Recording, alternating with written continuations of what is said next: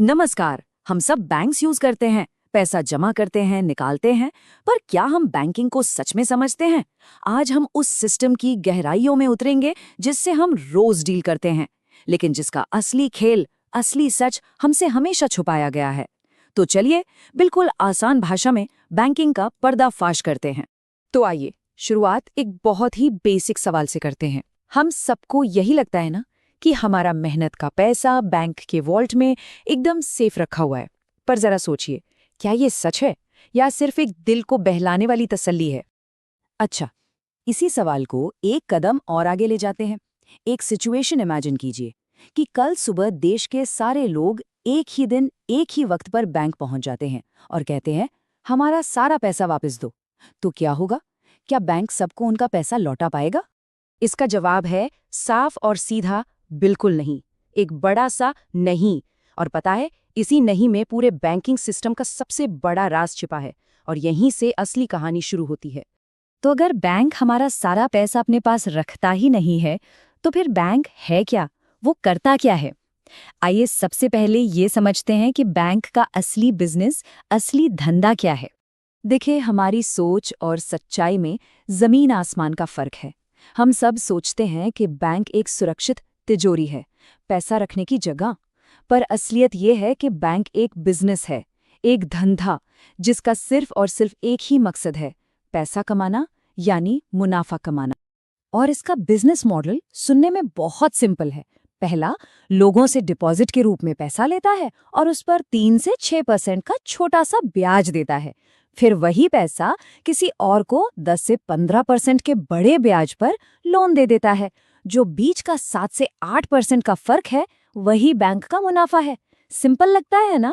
पर असली खेल तो अब शुरू होने वाला है। अब हम आ गए हैं इस पूरी कहानी के सबसे जरूरी, सबसे अहम हिस्से पर। सवाल ये है कि आखिर ये पैसा बनता कैसे है? जब बैंक लोन देता है तो वो पैसा आता कहाँ से है? इसका जवाब छिपा है इसी कॉन्सेप्ट में, फ्रैक्शनल रिजर्व बैंकिंग। आसान भाषा में इसका मतलब है कि आरबीआई के नियमों के हिसाब से बैंक को अपने पास जमा हुए पैसों का सिर्फ एक छोटा सा हिस्सा, एक फ्रैक्शन ही अपने पास रिजर्व में रखना होता है। बाकी पैसों के साथ वो जो चाहे कर सकता है। चलिए, इसे एक एग्जाम्पल से समझते हैं, तभी सब क्लियर होगा। मान लीजिए किसी ने बैंक में 10,000 रुपए जमा किए। बैंक उसमें से आरबीआई के नियम के अनुसार मान लीजिए सिर्फ 500 रुपए अपने पास रखेगा और बाकी के 9,500 रुपए वो किसी और को लोन दे देगा। अब यहां पर आता है असली ट्विस्ट। वो 9,500 का लोन जिसके अकाउंट में जाएगा, वो उस बैंक के लिए एक नया डिपॉजिट बन जाता है और फिर उस नए डिपॉजिट से भी बैंक लोन दे सकता है। ये साइकिल चलती रहती है, चलती रहती। तो इस जादुई साइकिल का नतीजा क्या निकलता है? उन शुरुआती 10,000 रुपयों से बैंकिंग सिस्टम इकोनॉमी में लगभग 2 लाख रुपए तक बना सकता है। हाँ, बिल्कुल सही सुना आपने, 10,000 से 2 लाख। ये पैसा हवा में से, out of thin air, create हो रहा है। इस पूरी बात से एक चीज बिल्कुल साफ हो जाती है, बैंक पैसा उधार नहीं देते, वो पैसा बनाते हैं। ये एक लाइन पूरे बैंकिंग सिस्टम की असली सच्चाई है।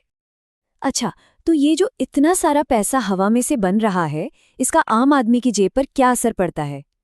यहाँ पर एंट्री होती है महंगाई, यानी इन्फ्लेशन की, जिसे हम एक चुपचाप होने वाली चोरी भी कह सकते हैं।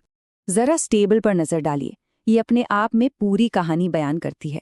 देखिए कि पिछले 10 सालों में दूध और पेट्रोल जैसी जरूरी चीजों के दाम लगभग डबल हो गए हैं। इसका सीधा सा मतलब है कि हमारे 100 रुपए की कीमत अब उतनी नहीं रही। हमारी खरीदने की ताकत, हमारी परचेजिंग पावर चुपचाप कम हो गई है। अब इसके सामने रखते हैं बैंक के इंटरेस्ट रेट्स। बैंक आपको फिक्स्ड डिपॉजिट पर कितना दे रहा है? 5 से 6%। लेकिन जो असली महंगाई है, रियल इन्फ्लेशन रेट, वो 6 से 7% या उससे भी ज्यादा है। हिसाब आपके सामने है। और ये चार्ट उसी कड़वी सच्चाई को बिल्कुल साफ साफ दिखा रहा है। आपकी कमाई का जो भार है वो महंगाई के भार से छोटा है। मतलब बैंक में पैसा रखकर वो बढ़ नहीं रहा, बल्कि उसकी असली कीमत, उसकी वैल्यू हर साल घट रही है। ये एक ऐसी चोरी है जो चुपचाप हमारी आंखों के सामने हो रही है। चलिए, अब सिक्के के दूसरे पहलू को भी देख लेते हैं। अभी तक हमने डिपॉजिट की बात की, आइए अब लोन के असली गणित को समझें। ये चार्ट देखिए, ये आंखें खोलने वाला है। अगर 20 साल के लिए 10 लाख रुपए का होम लोन लिया जाता है तो ब्याज के रूप में भी लगभग 10 लाख रुपए ही चुकाए जाते हैं, यानी बैंक को असल रकम का दुगना पैसा वापस किया जाता है। साफ है, लोन बैंक को अमीर बना रहा है, लोन लेने वाले को नहीं।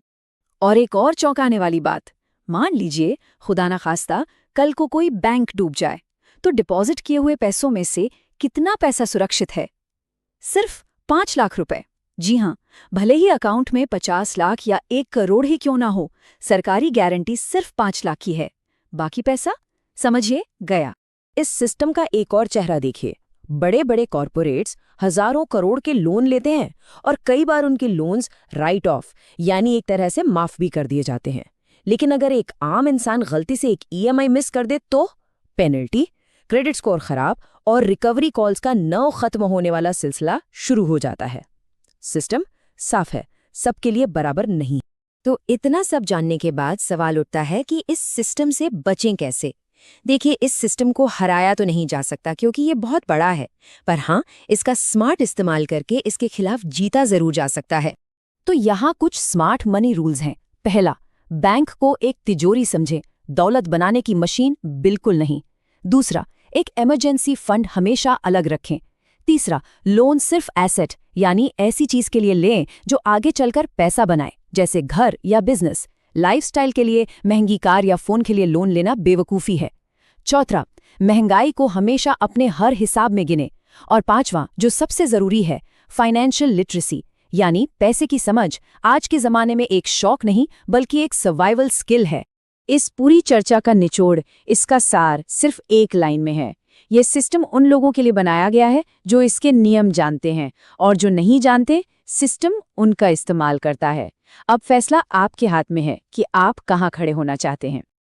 और अंत में बस एक बात हमेशा याद रखिएगा, पैसे का खेल दिमाग से खेला जाता है, दिल से नहीं।